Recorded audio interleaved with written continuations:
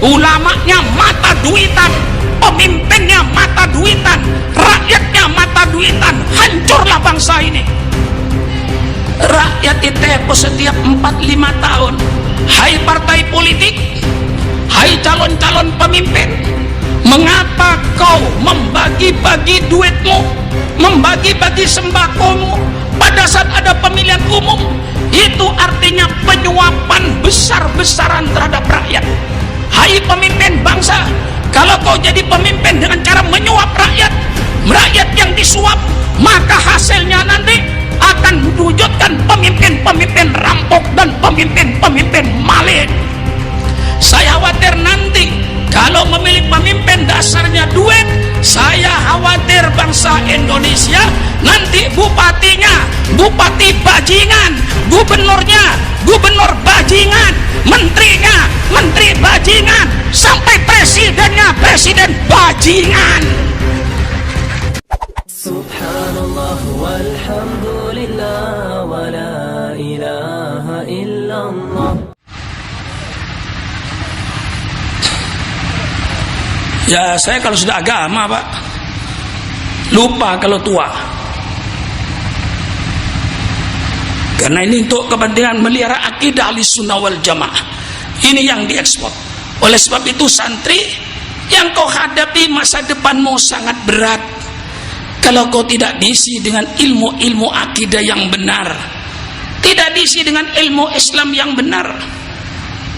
Isi dengan ilmu Islam yang benar, isi dengan akidah yang benar. Tantanganmu cukup besar. Tantangan duit itu sekarang lebih dahsyat lagi, tidak kurang dahsyatnya dengan Yahudi. Dan tantangan ini Rasulullah sudah bersabda, persilakan kiai baca lagi kitab Riyadhus Shalihin.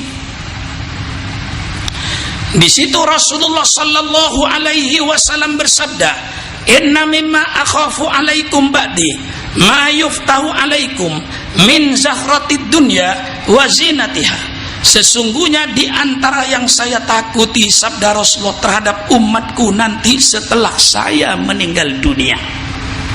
Apa yang ditakuti Rasulullah?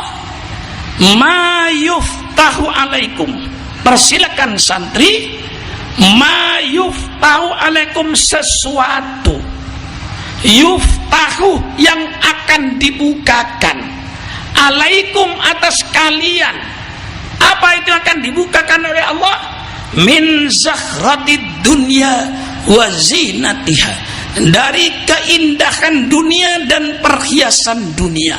Nanti dunia akan menjadi indah, nanti dunia akan menjadi cantik setelah dibukakan ilmu pengetahuan dan teknologi. Ini Rasulullah bersabda 1400 tahun yang lalu. Wa ma yantiqu anil hawa in huwa illa wahyu yuha.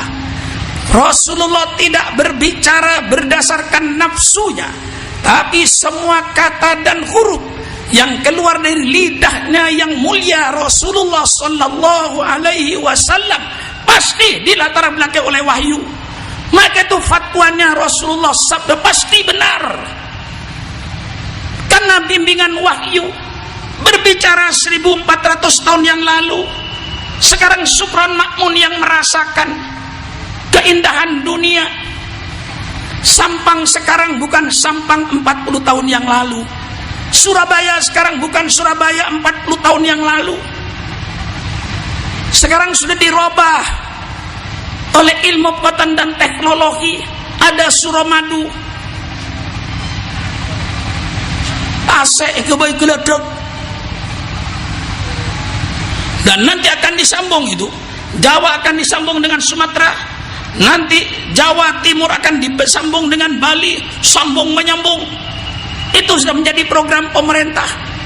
Nah, di tengah-tengah kemajuan teknologi sangat berbahaya. Karena apa? Nanti manusia yang asalnya dia berdasarkan hukum agama, akhirnya nanti kata Kiai Sol tadi, akan terjadi pergeseran nilai. Nilai-nilai agama akan tergeser. akan menjadi manusia yang mata duitan. Muridnya mata duitan, gurunya mata duitan, pemimpinnya mata duitan, rakyatnya mata duitan, kiainya mata duitan. Hancurlah bangsa ini. Ya, sampai sekarang coba tanya sama rakyat, ini Pak, ada pemilihan umum, Bapak milih yang mana? Rakyat jawab, pokoknya Pak, yang ngasih duit saya pilih. Ini penghancuran mental bangsa Indonesia. Bangsa Indonesia mentalnya hancur. Ulamanya mata duitan, pemimpinnya mata duitan, rakyatnya mata duitan. Hancurlah bangsa ini. Dan apa yang akan terjadi nanti 10 tahun yang akan datang?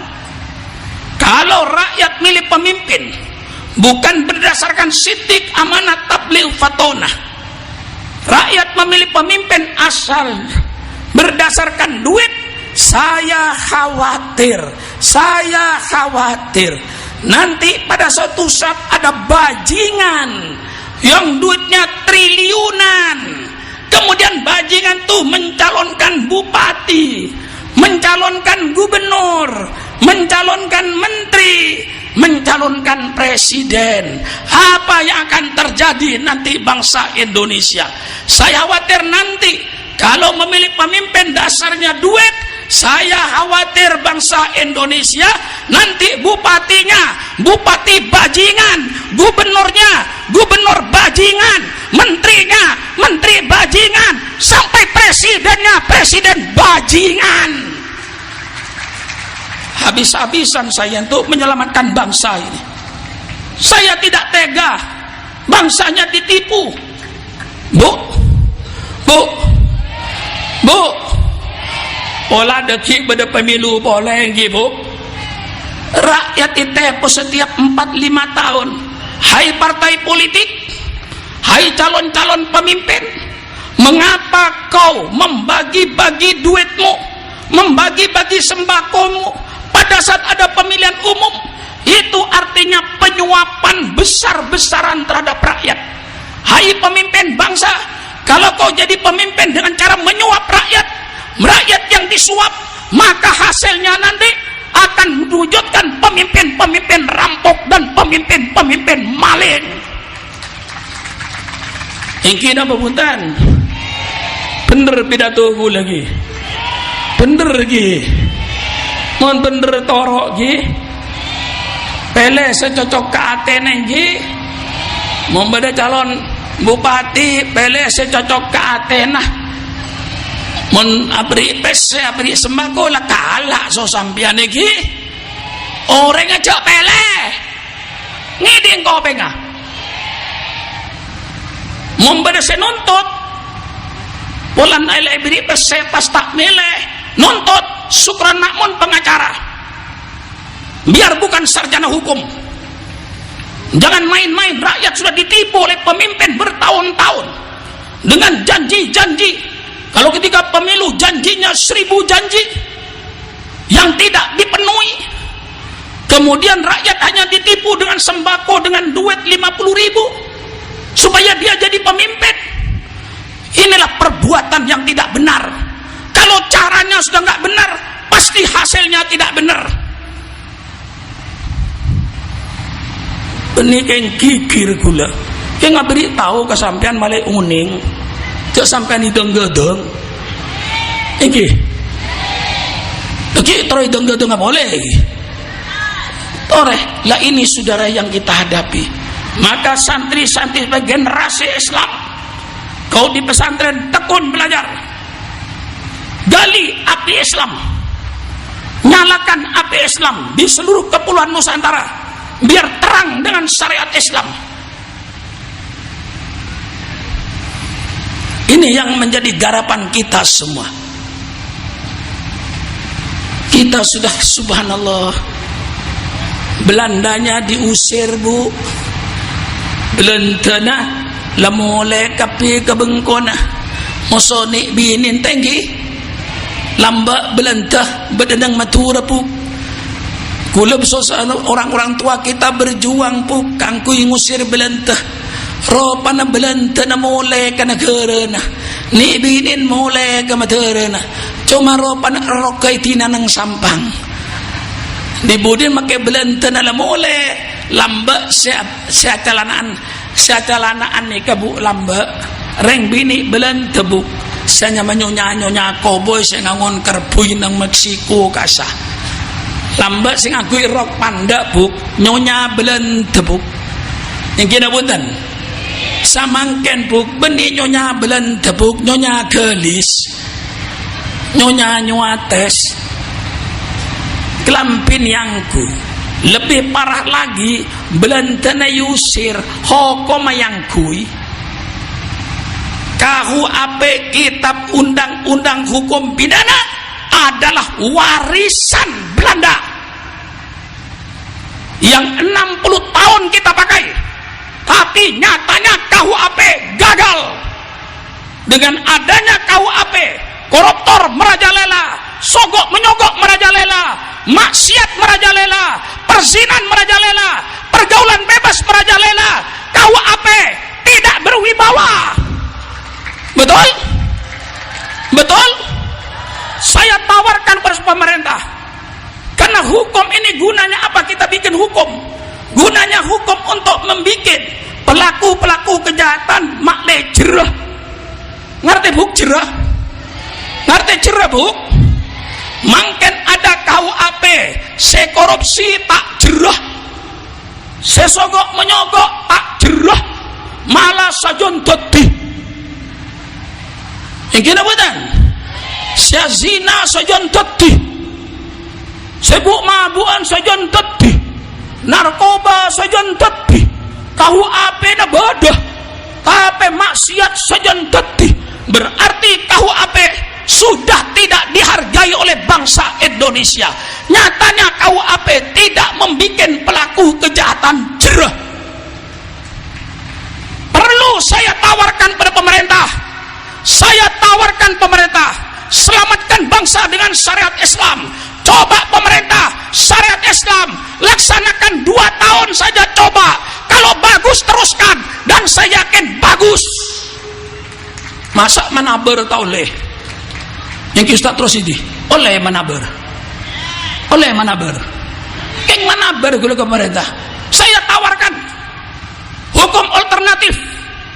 Kalau KUHP sudah gagal, warisan Belanda harus diganti. Saya tawarkan, tolong pemerintah, coba saja, coba syariat Islam jalankan 2 tahun saja. Insya Allah Indonesia beres. Membunuh orang jatuh hukuman mati, korupsi potong tangannya, bedek kiai tandi tangan kiai maleng, bedustad tandi tangan ustad maleng, bedek lebun tandi tangan kopek lebun, bedek camat tandi tangan camat, bedek bupati tandi tangan bupati, bedek gubernur tandi tangan bupati maleng, bedek menteri tandi tanang menteri maleng, potong tangan. Coba hukum Islam dicoba dulu. Ini saya cuma menawarkan kepada pemerintah. Masa nawarkan saja nggak boleh? Coba kira beli. Cuma manaber gula, manaber wajib gula. Berarti gula dan memperjuangkan apa? Terima kita napa cekeng mataber gula. Dan berdasarkan kenyataan. Lah inilah saudara-saudara.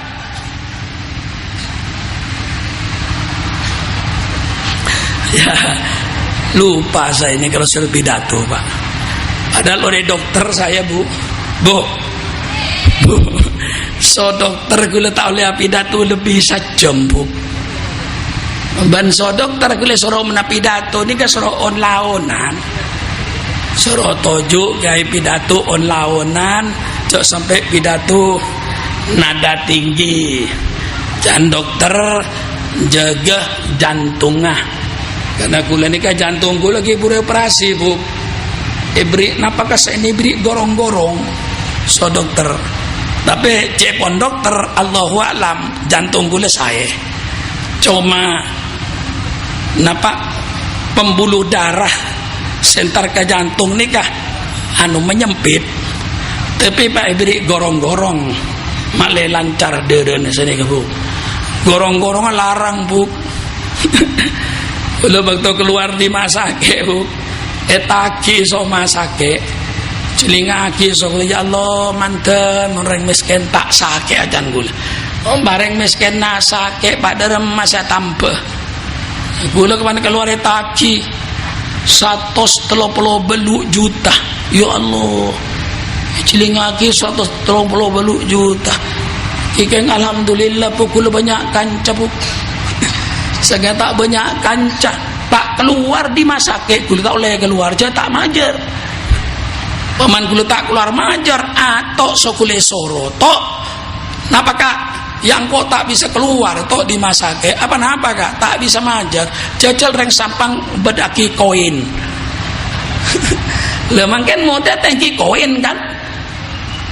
KPK kan oleh DPR tidak disetujui mau bangun gedung koin 500.000 pemasok. Ada orang sakit tak bisa tambah koin. Ada orang tidak punya karena dituduh macam-macam mau dimasukkan penjara koin. Lah pagula enggak wah tak bisa majar gula engke atau sosol gula surat keliling pasang koin insyaallah sehari lonas gini kah. Loh gini kah mangken nih kah. Nah sudah tapi saya obat oleh dokter saya dianjurkan selama 2 tahun. Itu gula penari nih kebuk mentah lepil Bu penari istiqomah tahun yang tobeng pada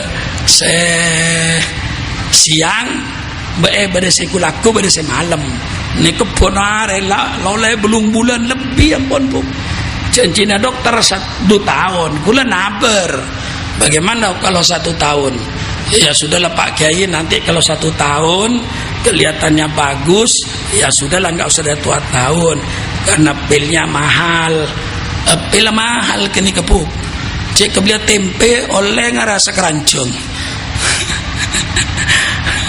Tapi ampun jak kobater Allah saya soki alhamdulillah kula keluar rumah sakit seger make so dokter suruh pidato 1 jam so ras keras muna pidato tapi gula karena untuk agama tidak mungkin gula pidato sampai toju santai-santai tak paham masyarakat punten. Inilah yang saya sampaikan dalam kesempatan ini para santri. Sekali lagi para santri sing-singkan lengan bajumu untuk menuntut ilmu, hilangkan kebodohanmu sehingga kau menjadi orang yang alim. Kalau kau menjadi orang alim akan diperhitungkan oleh orang. Kalau kau jadi orang bodoh ada tidak dicari, tidak ada tidak dicari, ada tidak diperhitungkan. Siapa itu orang bodoh? Orang bodoh itu tidak ada tidak dicari. Untuk apa cari orang bodoh? Adanya pun tidak diperhitungkan. Mengapa tidak diperhitungkan? Bodoh.